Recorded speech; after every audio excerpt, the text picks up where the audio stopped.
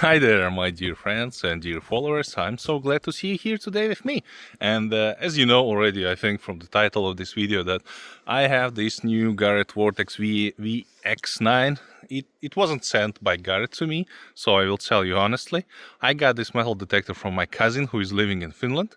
He was one of the first, who made the pre-order in Finland for the top VX9 model.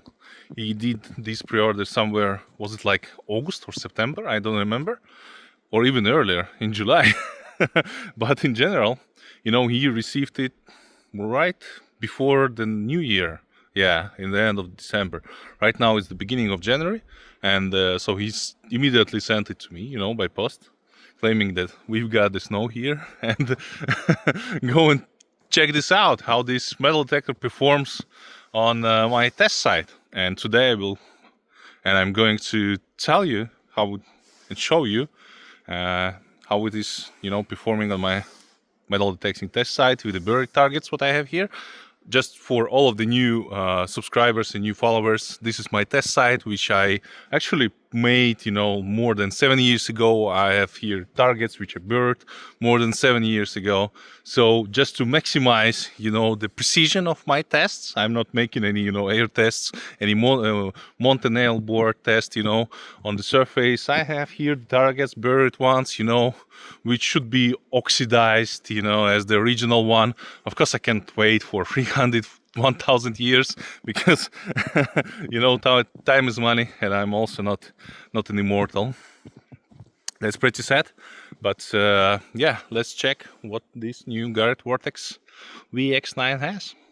The first thing what I noticed, it was really long stem. It's really good because I'm quite a tall person, and when I started to assemble this metal detector, I put that on the maximum. Then I connected the coil, connected the cable, and just try to swing the coil, here, and I realized that it was somewhere, really far away from me, which is quite good, because if you are using it with the larger coil, then you don't have the problems with your shoes, if you have the larger coils. Then, like me, I'm walking, sometimes I'm touching my coil, which is not good. So here we have quite a good quality stem, really nice lockers. It's not a carbon fiber stem, it's made of plastic, but as I can touch and feel, yeah, it has some, it's made of aluminum actually, and this part is a plastic one. But in general, it's quite durable, plastic, and quite tough, a good quality. And the handle and the control box. The control box you probably have seen before with the Garrett Ace Apex metal detectors. And the handle. The handle is quite familiar. I have seen that somewhere on other metal detecting brands. So the armrest is quite good quality too. I like how it's made, to be lighter, but at the same time it's quite durable. The plastic is quite strong here. I think you won't break it when you will metal detect for more than several years. So the coil over here is actually quite famous, Garrett, shaped coil, which we have seen with the Garrett Ace, Euro Ace, and the other Aces, with the Apex 80 Pro, 80 Max. It's 11 inches per 9, which is quite good, and I like actually the design of this coil, because it's very easy to control, where you have this buried target, beneath the coil, and also it's not that big enough, to detect in the forest, and it's quite big enough to detect on the fields as well. So really nice coil design. It comes with the coil protector, and what I liked is the washers. Washers are like the tier design what we have seen on other metal detectors from Minelab, for example, but these coil ears here where you connect the coil, it has a stronger plastic than some of the other metal detecting brands, and overall the manufacturer quality is pretty high. That's what I like. What do we have here? Here we have the speaker coil connector and 2 additional connectors, one for charging, it's actually Type-C, and second for the wired headphones, in case if you want to detect in the water.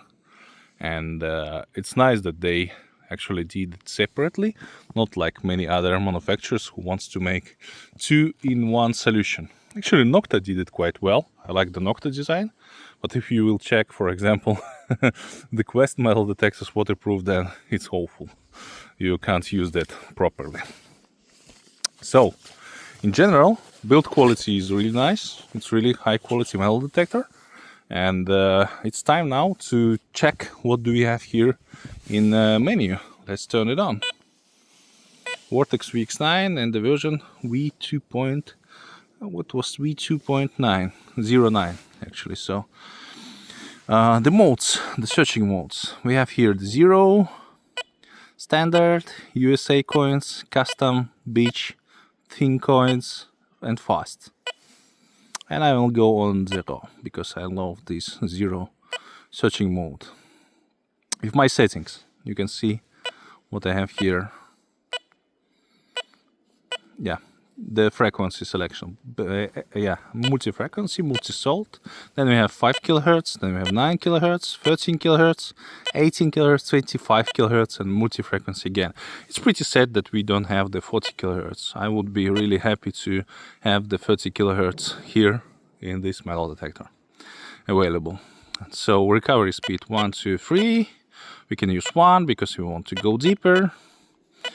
And yeah, I like the 5 tones, and basically nothing to adjust anymore because it's really so easy to use metal detector.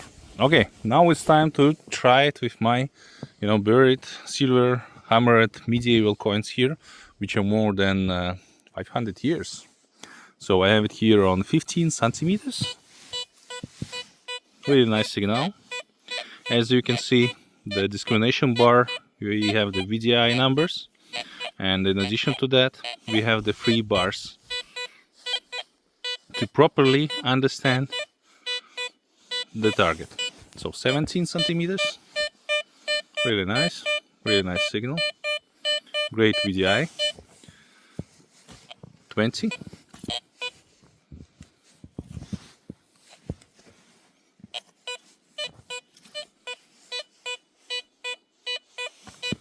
then 22,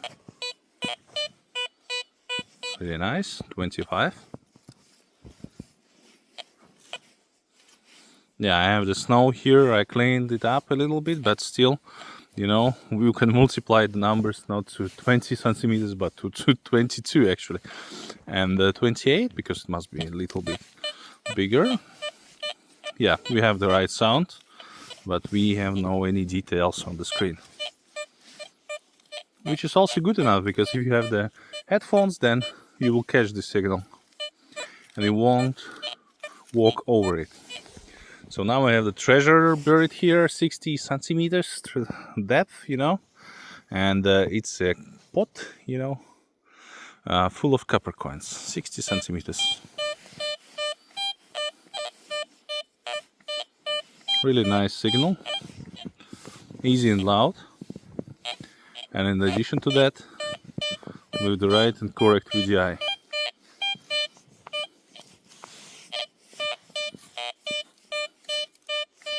I also have some ferrous targets, just for you to demonstrate how it's working. I can catch it here right now, but let's try. Yeah, this one.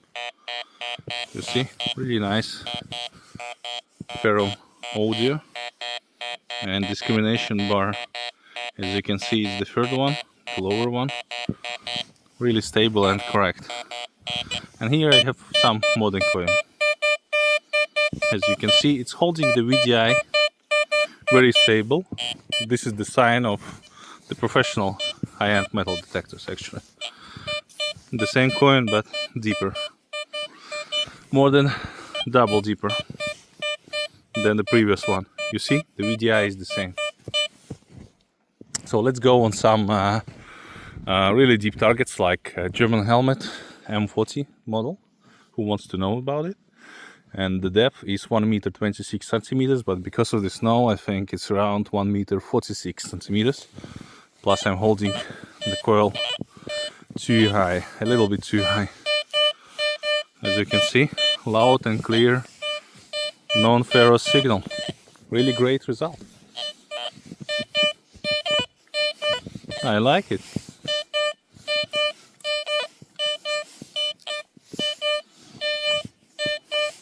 Now let's try how it separates the targets. Of course we have recovery speed 1.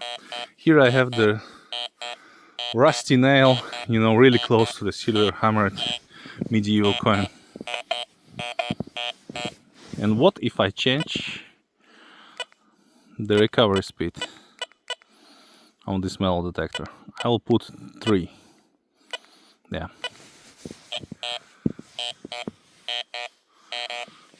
Still 12. No. Any other signal.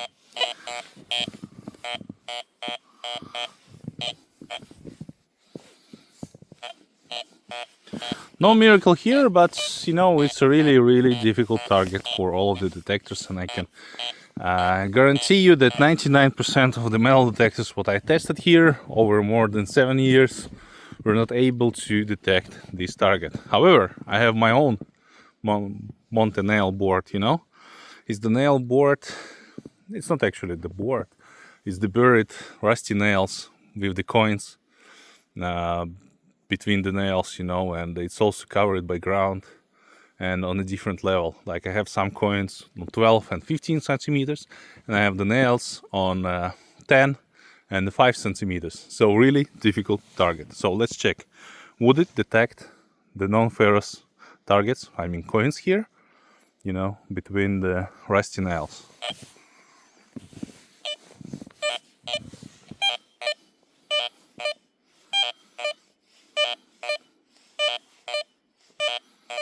Yeah, it shows. Yeah, you understand that the sound is mixed.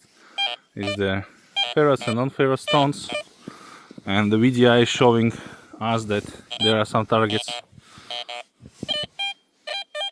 which are mixed.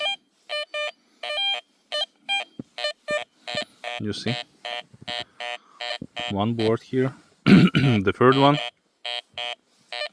then it's 2 boards because we got the coin, and now we have only one, and in the end the third one with the rusty nail.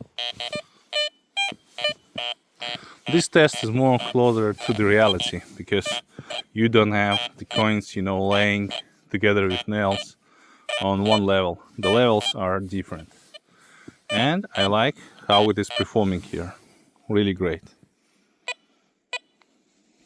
So let's talk a little bit about advantages and disadvantages of the Vortex VX9. It has a proper depth, a good sensitivity, and nice discrimination, you know, for the thin coins, for the regular coins, which is really good. So you can detect military with that. We checked it with the German helmet, you know, the good depth and the stable VGI. This is what you need. And about working, you know, on highly literate place, then with the smaller coil, that will be an easier option. And now some disadvantages. One of the biggest disadvantages, what I didn't like, is that for high conductive targets, the depth more than 30 centimeters is the problem. And well, it's not the problem for that price range. It's actually quite a good result, but I was expecting something better. But I think that Garrett, they actually will solve this issue, you know, with some software update. I think it's all about the software, and maybe they will add another searching mode, you know, for the high conductive targets. Maybe, why not? This is just my recommendation, you know, what I... if I were the Garrett team, I would of course recommend adding this search mode, as I'm doing metal detecting, you know, for more than 20 years already. So, and then if you will check the wireless headphones, it's still good old MS-free headphones, but we are living in European Union. So here we have the USB Type-C, and on the headphones we have the micro USB. And according to the latest EU regulation, all of the portable devices must be charged with the USB Type-C chargers. So anyway, it will be the time for Garrett to update the headphones to maybe MS4 with the Type-C, you know, with a little bit more compact design and better design, lightweight, you know, but still it's a good headphones, you know. It has a good sound quality, it has the volume regulation, you know, it's really durable because it's working for years. And you know, I never had any, you know, warranty problems, and I never heard that anyone had the problems with the MS3 wireless headphones. And it's a good result of the Garrett engineering team and designers. But yeah, I would highly recommend to change the micro USB charger for Type-C and have only one charger, you know, similar maybe to what the XP has with for the Deos and Deos 2 metal detectors, where you have one plug and you have two or three chargers. Here you can have two chargers only. One for the metal detector itself, and the second one, you know, on one cable for the USB headphones. And in that case, you don't need to have several separate chargers, which will make your life, you know, a little bit more difficult. But in general, I'm really happy that I have a chance to test this metal detector. I would be happy to test in other models like VX5 and VX3, no, VX5 and VX7, VX9, really great model. I would be glad to go metal detecting with this model. So if you like this video, please push the subscribe button, that will help me a lot, and leave a comment, push the like or dislike, it's up to you. So, and leave the comment, what do you think about this Vortex VX9 metal detector? How do you like this test, how it was performing? So, see you next time, all the best, bye bye.